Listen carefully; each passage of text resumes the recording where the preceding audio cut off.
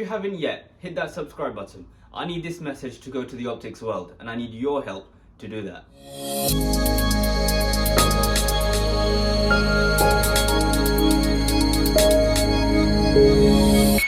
Hello, and welcome to this episode of the Optics Room. Today, I've got with me Ewan Horton, founder of the Optical Moon. He helps independent opticians grow through his digital marketing agency. Ewan, hello, and thank you so much for coming on. It's a pleasure to have you here. Thank you, Hasnain. Super excited to be on the Optics Room. When we spoke at 100 Optical, I love what you're doing in terms of connecting the industry, bringing everyone together, and sort of providing a focal point for discussions like this, which is for the good of the industry. Fantastic. Thank you so much. Well, look, let's get straight to it. Today's topic is independent optical practices. Why are they being left behind? What's the risk of that happening? Is there a risk to the community who depend on them? And how can we prevent that from happening so that everyone wins, basically? All right, so let's start off with the basics. Why have they been left behind? It used to be a sector that used to thrive in the community. They used to be the go-to people. So what's happened in the last 20 years, and why have, not all of them, but why have a lot of them declined? Sure. So in 1996, we saw that independent opticians held around 70% of the market share. So if you were going to an optician, they would most likely be independent. And that's fallen slowly down. The latest figures that we've got is 2016, where it's about 20%. So there's clearly been a massive sustained drop in the number of independent opticians. And alongside that, we've seen the big chains, so Boots, Vision Express, and Specsavers popping up. Now, my hypothesis on this is the benefits of a franchise model. So with Specsavers, Vision Express, you've got two parts of the business, which is the operational teams working in the practice under the franchise agreement or joint venture partnership. And then you've got all the support teams that come along with it. So the best minds in marketing, the best minds in IT, the best minds in HR and talent attraction, everything that is a huge struggle for the independent optician. So every difficulty that Specsavers could have faced or Vision Express could have faced has been outsourced to a team of experts that know how to deal with it. The independent optician doesn't have this privilege, and most independent opticians that I speak to aren't business people, and they don't pretend to be. They love their industry, they love testing eyes and looking after their patients. So dealing with marketing, dealing with talent attractions, positioning their practice, I think is something that has been on the back burner. And it would be really good to see this more in the minds of the practice owner. How can I grow my practice and stay with the times? Do you think sometimes it's easy to blame the big corporates and not take responsibility for the fact that a lot of these owners haven't caught up with the times and haven't kept up with new business implementations, new technology, new ways of marketing? And it can be down to them why the sector is not thriving as much before. However, there is a lot of space for them and a lot of opportunity to still improve. So it's not the end of the world. How do you go about explaining that to an independent practice owner? Sure. So I think it's important that big corporates are not to blame. They've been using the tools that are readily available to anyone that seriously sits down and aims to seek it out. But I think a big problem that we're seeing is there is so much information out there that what works and what doesn't is confusing. Optician owners have no idea what they should do, whereas larger chains are able to bring in consultants, experts in marketing to seek out these new technologies and new ways of working. So no one is necessarily at blame here. But what's important is that we put more of a focus on educating the independent optician on these technologies on ways to grow your practice and basic marketing skills. So I'm so happy that this discussion is being had. Good. Now, having said that, is there a future for independent optical practices? Yes and no. So it's very clear that in these turbulent times that we're seeing, the independent practice that is just an independent practice and has been on the same road for 30 years completely depends on word of mouth and has an aging customer base that isn't getting any younger. Naturally, you can look at that and say, this business probably isn't going to survive when there's cheaper and more immersive, more experiential places to go to.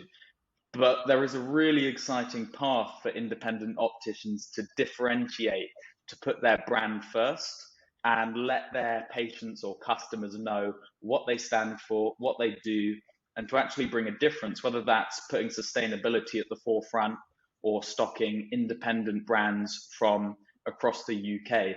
I think what we're going to see here is that the opticians that are bold, that are different and aren't afraid to brand themselves are the ones that are going to come out of the shaky market seeing success. So, how do we now go forward? How do independent practice owners actually start implementing changes to improve their brand and get themselves back out in the community? Sure. So my personal advice is the number one piece of digital real estate that you have that you can control today is your website. The amount of times where I've spoken to an independent optician and checked out their site, and it looks like a relic of the 80s. I'm confused on what to do. If I were to put myself in the eyes of the patient, which is what I try to do all the time, it's this site is confusing. I want to speak to someone. Oh, are these the best people? It's taking really long to load, and before you know it, they've gone to Specsavers. So my advice would be fix your website, have buttons that are clearly marked where to contact you, whether that's to set up an appointment or just to give you a call, and make it really easy for your patients. Set up a social media, post on your social media. And I think one of the positives of social media is that it has an algorithm. So if you make a post and it's not very good, the algorithm will know it and it won't be shown to as many people. But if you make a post that is excellent, lots of people will see it. So the algorithm is your friend. There's loads of different options and strategies for an independent optician to consider. But I think you need to find what you're passionate about, what you stand for, and then communicate that in the same sort of manner on different channels. So your website, social media, etc. So, I noted how you said that their websites are often quite outdated. They're probably made about 10, 20 years ago, and no Right. one's really updated it or looked at it since. I guess back in the day, people used to find their opticians on the back of the yellow pages or in the paper. Yeah. No one used to go on social media. No one used to go on the internet to find their opticians. Now, of Yeah. course, as you said, 1 minute your website's taking too long to load. The next minute they've booked their appointment for tomorrow at Specsavers. So it's a very, very tough market to crack. And if you're not up to it, then you're going to get left behind. Yeah. 100%. Um, what mindset? What mindset does an independent practice owner need to have? Because it's not all ups. There's a lot of downs in the independent Yeah. sector, and sometimes it can be very, very difficult. Even if you're trying to implement the right things, sometimes it's just not your day. What kind of mindset do you need to get you to that top level? So if you're an independent optician owner that recognizes that what we're seeing in the market right now isn't good business, you need to be prepared to change everything you're doing. So first, I think it's a matter of being incredibly self-aware about what you're good at and what you're not good at. So whether that's merchandising, making your store look as good as possible, do you need to bring someone in for that? Or perhaps your website doesn't look very good. Should I take a course to learn to improve my skills? So you need to be really self-aware to identify problems in your business. And I think another trait that the successful independent optician owner has is paranoia, in a very clinical, controlled dose. you want to be worried about what is happening, worried about potential, sorry about that, worried about potential problems that could arise, worried about what your business will look like in 5 years. And by doing that, by going through everything with a fine-tooth comb, you'll be able to fix problems before they've even started. So I think it's really about knowing yourself, knowing your strengths, and making sure that everything you can make right is right. Fantastic. And I guess it's just about knowing what you need to do and keep on doing it. Even if you don't see day to day success, long term, you're always on that upwards curve. Now, another thing that they might find quite difficult is how do they keep up with these large corporates without the budget that they have? It's very difficult to do your marketing, build your website, get those brand new designer frames that have just come out from Tom Ford, for example. How do you do that without the budget? Yeah, I think it's a common misconception that you can't advertise or market correctly without a big budget. All a big budget is going to do is amplify your reach. You can post organic content on social media, you can fix your website or even build a great website yourself for under 30 quid using Wix or another website builder. Posting organic content and making your online presence look good doesn't have to be expensive at all. You can even claim your Google business profile for free and optimize that there. So it's not expensive and it doesn't have to be. Now, if an independent optician owner does have some money and does want to bring in a company to work with and consult and look through things in the eyes of a marketer, that is possible, but it's not needed. And the idea that you need a big budget to start marketing is actually going to scare the independents off. And we're going to see the current problem now get a hell of a lot worse. Yeah. And I think what you touched on before is that education is key. So maybe it's not the budget that you need, but maybe it's the education. And once you know what to do and you start implementing it, things are a lot easier because you're taking smaller chunks out of the whole problem. Yeah, we do live So, in an information age, 100%. in your experience, what are the best and worst case scenarios if someone fails to act? Sure. So, in terms of failing to act now, I think we're at a point where it's important you take action. That doesn't mean you have to follow a specific strategy. It doesn't mean you need everything dialed in. It means if you're posting on social media, post more. If you have a website, make it look better.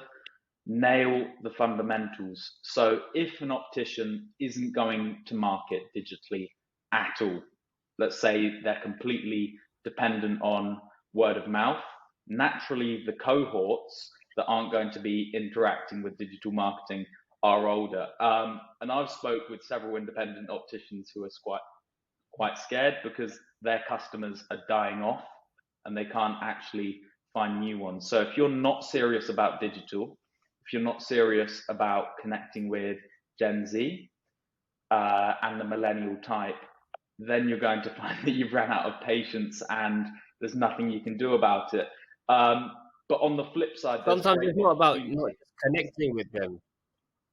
Sometimes it's not about not just connecting with them, but sometimes it's also about attracting them. So you Yeah. can connecting with someone is one thing, getting them to see your social media post, but then your practice actually has to be attractive to Gen Z. You know, you can't have a boring looking opticians with barely any lighting inside, and the cupboards are falling apart. It doesn't work. Your optician's practice needs to look state of the art. It needs to look modern. It needs to look sleek. If that's the kind of people that you want to attract. Yeah, I agree with you 100%. And I think that's a big misconception about what marketing is. Marketing is absolutely everything you are doing that is customer focused. If a customer is walking into your shop outside, you are marketing to them. If they're coming into your practice and speaking to the receptionist, that is marketing. You're marketing to them in the testing room. Everything that you're doing that is communicating with your customers is marketing, and it's not just running adverts. So if you think that you can run a Facebook campaign, spend a few quid, but your opticians isn't clean, the stock doesn't look pretty, and it's not a good atmosphere, then you're going to miss out. And there are opportunities to avoid that. And again, it doesn't cost a lot of money. So what's the best case scenario if someone goes through all these steps?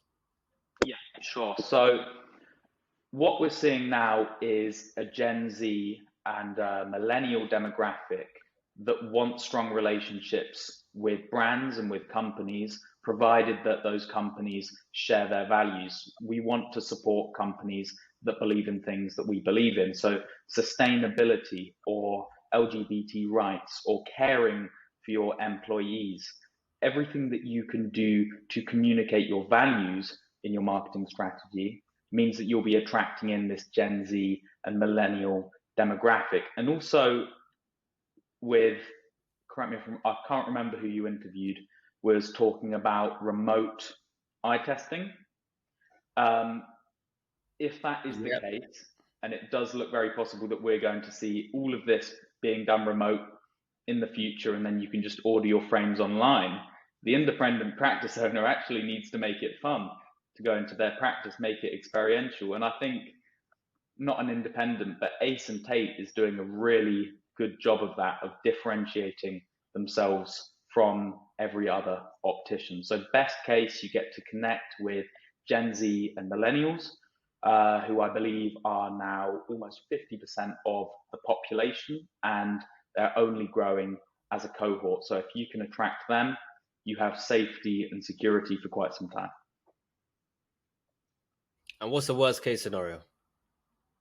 Yeah, worst case is essentially if you're not communicating with your customers and attracting in younger customers, what we are seeing now with independent opticians is that their patient base is dying off, and younger customers are more attracted to easy booking options with big chains, and it tends to be a lot lower stress. It's not nice to think about, but we are seeing independent optician owners panic, wondering where they're going to find younger patients. Fine. And I think you've done a pretty good job explaining the importance of that as well. As you said, we have an aging population in the UK. And if we don't make any changes, we're going to lose all our customers. Right. But something has to change within that practice to attract Gen Z or to attract their older friends or their parents, for example. It's not going to happen by not making any changes actively. So give me 3 practical steps that an independent owner can take to have results, not overnight, but not 5-10 years down the line either. What's some medium-term actions that they can take? Sure. So it depends what results the independent optician owner wants and who exactly they're trying to target. So I don't think it's a one-size-fits-all approach for that. But in terms of really simple things that if you're an independent optician owner watching this now would be the time to get out your notepad and write this down is A, make sure your website is up to date. It shouldn't look like it's from the 1980s. So check your website and also check where it ranks on search in your local area. And if it's ranking quite low, then you might want to look at adding more keywords and blog posts to your website. The next step is set up a social media, put your company logo on there and start posting your content and your deals and also your staff and happy customers, etc., etc. And then I'd say the third step for any optician that really wants to succeed, you do need to consider paid ads. Note consider. It's a really effective tool in driving new customer acquisition. And it's what we see is helping opticians scale up so quickly. I would recommend that you test out Google ads and Facebook ads on a small budget and see what works best for you. Fantastic. I think you've given some solid advice here. And any independent owner listening to this should be short of no ideas on what to implement right away. And I think it's a shame that so many practices are closing. As you said, was about 300 a year? Yeah. or was it 300? Three 300 a 300 year. close every year just in the UK. But let me put this the right way. I also think that that's quite exciting. I specifically chose to come in to the optical industry because I wanted to find an industry where there were challenges, big challenges, and I could come in and help solve them. And I think we are in a place where we can make that number a lot smaller. It really is just following the basic marketing tips and tricks that have been used for hundreds of years before us. Nothing has changed. Nothing is really new. And with a bit of learning, you'll be able to see some good results. And I think with every challenge, there's actually an opportunity. Right. And there's a massive one for independent owners to actually evolve their practice Right. and set themselves up for decades to come. Because once you've gone through that transition, you're going to enjoy the results. And you'll be wondering why you never did those changes earlier on. Right. But I really hope that independent owners thrive because they play a very important role in community eye care. And a lot of families, a lot of elderly patients, even a lot of younger patients, they seem to have a magnet towards these practices because they sometimes are quite quirky. They offer something that a corporate doesn't. Maybe it doesn't feel like they're just on a chain of patients, for example. It actually feels like someone's taken the time to get to know them and make a personalized recommendation. I think in the past, a concern was that independents are too expensive. But I think these days, people are spending money if they find value in it. Yeah. So they're not going to say, or very little people will say, oh, I'm not going to buy this because, it's too expensive. I'm not even going to go in that practice because I know they're going to be too expensive. But nowadays, people are actually making the conscious decision to let me see what's in there. If they can cater to my needs and I feel valued from them and I can trust them and they're honest about their opinions and their advice, then you know what? I might actually spend my hard-earned money with them because I find a connection with them. And I think that's what independent optometry is all about, finding that connection and that personalized service with your customer. Great. Yeah. Well, Ewan, thank you so much for coming on. Really appreciate your time. And I think you've given us some amazing insights into this sector that's often quite forgotten about. And I love that someone like you is working day in, day out to make sure that practices don't close and they keep on thriving and the opportunity for them keeps on coming. So really looking forward to the work that you're going to be doing with them. And once again, thank you for your time. Thank you, Hasnan. Bye-bye.